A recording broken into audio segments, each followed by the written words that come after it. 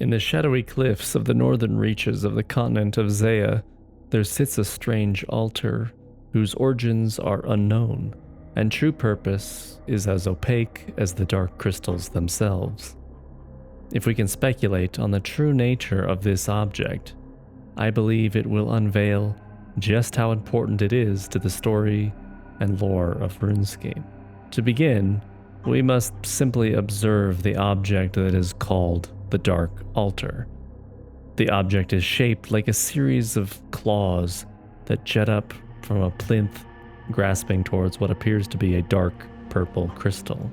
I understand that the whole object is what it makes it an altar, but I suspect that the dark crystal that levitates above to be the true object of power. This dark crystal has an unknown origin, but first popped up in the history books when Zamorak sent an expedition to the jungles of Karamja to locate what he believed to be an object of power great enough it would allow him to put an end to the God Wars. The only record we have of this expedition was from finding a journal by someone named Malumak on his corpse when we delved into the temple underneath the Karazi jungle, searching for Robert the Strong's piece of the Dragon Key. According to the journal, the general in command of this expedition from long ago was a demon named Scoto. This demon, after securing the object in question, betrayed the rest of his party and fled the temple. It is unclear if Scoto was acting as a double agent and was actually serving some other force, or if he just betrayed the Zamorakians in order to claim the object's power for himself. This object that was sought after is, of course, what would become known as the Dark Altar. Scoto fled to Zeah and hid himself away in what would become the catacombs of Korend.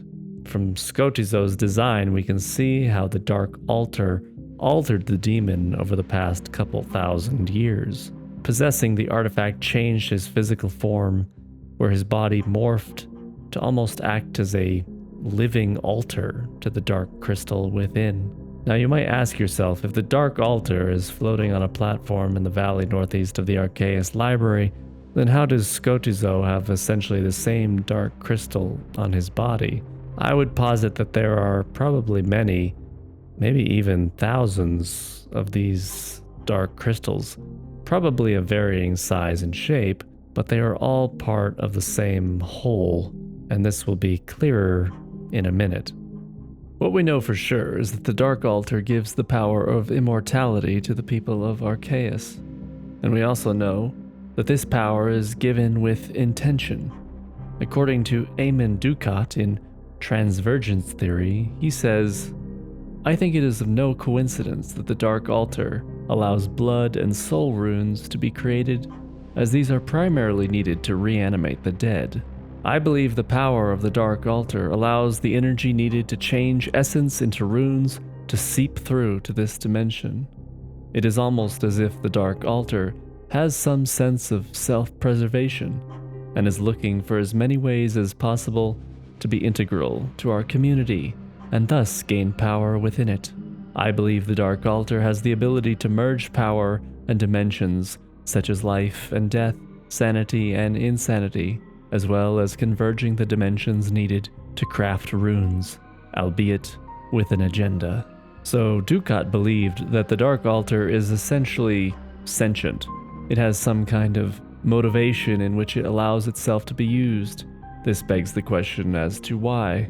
Why does it allow its power to be used? Could it be extracting some kind of power in return that is not as obvious? Or breaking down the barrier to something? It seems to have connections with what we perceive as the realms of the dead, as it shares a connection with the Soul Altar, and many of the spells on the Arceus spellbook are necromantic in nature. We also know that the Dark Altar gives the people of Arceus their immortality, which in turn alters their form into an almost ethereal-looking being. The Arceus spellbook doesn't just contain necromantic spells, though. It also contains other spells, namely the Demon Bane spells. Demon Bane spells are magical spells that are extremely deadly against demons. I find this so interesting because there is only one being in the Runescape universe who has followers that practice necromancy, as well as would have made use of a magical arsenal that was particularly effective against demons, considering the Zarosians enslaved and warred with the Avernic demons for ages. That being is, yes, Zaros, the god of fate and control, the primary god whose generals wield the ancient magics of blood, ice, smoke, and shadow. Yes, if you haven't watched my other videos, please understand that I know the gods aren't coming back in old school RuneScape. They should not. But they and their followers still seem to be shaping much of the plot in this game, especially in quests like Desert Treasure 2. If you remember a while back, I made a video where I wondered about the possibility of Xeric, a mysterious mage of Korend, to actually be Zaros, with the possibility that Xeric was without a physical body, and one of the reasons he could not take a physical form was due to needing a powerful enough vessel to house his divine soul. I said earlier that the dark crystals you see housed on Scoto, as well as the dark altar platform, could be all part of the same, that all of these crystals and shards and fragments are parts of something larger. When you kill monsters in the catacombs of Korend, you can collect even more of these dark crystal fragments.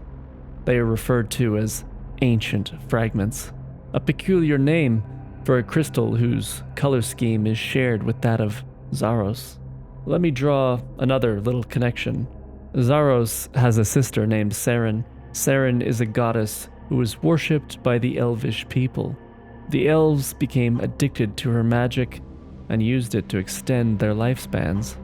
The problem is that when cut off from Seren's presence, the elves quickly became sick and died. The elves had essentially become dependent on Seren's presence and her magic to live. Does this sound familiar? It kind of reminds me of the people of Arceus, who also depend on the magic of the Dark Altar to extend their lifespans. Might I also add that Seren shattered herself into tiny crystals to allow herself to be with her people, even when she would eventually be banished by the edicts of Guthix, which barred most divine beings from existing on Gielinor. Tiny crystals not so unlike those that we find in the catacombs of Korend or at the Dark Altar. Dark crystals. Could these crystals, which obviously hold so much power, be the shattered remnants of Zaros' physical body? A body which was described as crystalline, much like his sister. Much of my speculation around the Dark Altar also kept coming back over and over to a specific place in the RuneScape universe. All of this lore about souls, necromancy, blood, immortality, and demons. It brings me to a realm called Arabus. Now, this isn't something that has been spoken about in old school RuneScape, and perhaps it should stay that way, but Arabus in the RuneScape universe is a kind of parallel universe where the Zarosians believed they traveled to after death. It is supposedly where ancient magic originates from, but the Zarosians were a bit misguided to think that this realm existed solely as a place for them to draw power and exist as an afterlife. It apparently has its own rules and rulers, beings of which aren't all that pleased with the souls of Gielinor polluting it. And like all good strange eldritch beings, they wrote a book to let us know their feelings on the matter. Pretentious, preposterous, preening fools. Humans, Majorat. Specks of detritus on the filthy skin of this meaningless reality. Blind to the truth. Arabus, a resting place for the dead. How quaint. When the sewer cracks and the disgusting human excretions leak into the reservoir, is the reservoir now a store for their waste? Of course not. Their waste polluted. They do not define it. This text was written by what is referred to as an abyssal lord. Dukes, lords. The Chthonian demons are obsessed with titles, it seems. Chthonians come from this realm, but were for some reason kicked out ages ago. And for some reason, when I try to figure out the purpose of the dark altar, I just can't shake the feeling that it's tied to this Arabus somehow. The connection it has with demons, the necromantic spells, connections with blood and soul runes. The people of Arceus themselves look to be some kind of almost ethereal entity from another plane of reality, but apparently they were once humans. The Dark Altar changed them entirely, and I suspect just like how the elves would die without their fragments of Saren, the people of Arceus would lose their lives too, if disconnected from the Dark Altar. I understand it's all a bit of a stretch, but I still find some of these ideas pretty compelling. Also, as a fun tidbit on the side, there was a movie made in 1982 called The Dark Crystal, and this was a movie about a strange race of creatures called the Skeksis, who are actually the inspiration for the look of the Dragonkin in old school Runescape. One of the characters in the movie is actually named Aughra, which is what one of the tribes of Dragonkin in old school RuneScape are called. Anyway, these Skeksis draw power from a dark crystal and use it to extend their lifespans. The plot focuses around the protagonist trying to stop the Skeksis before a conjunction of the three suns happens. A conjunction is a celestial alignment. This kind of reminds me of the concept of Zymoa, which is also described as a great celestial event. This might come into play in the final quest of the Varlamore series as we delve into the Telati archive to stop the final dawn, whatever that is. I still wonder if the old ones from Varlamore are actually Aughra Dragonkin. Check out my videos on the Varlamore story if you haven't already. Anyway, in the final Varlamore quest, I hope we can finally uncover which Elder artifact is connected with the Dark Altar.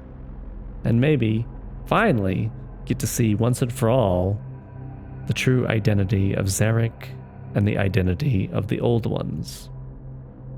Anyways, that's all for now. Until next time, later.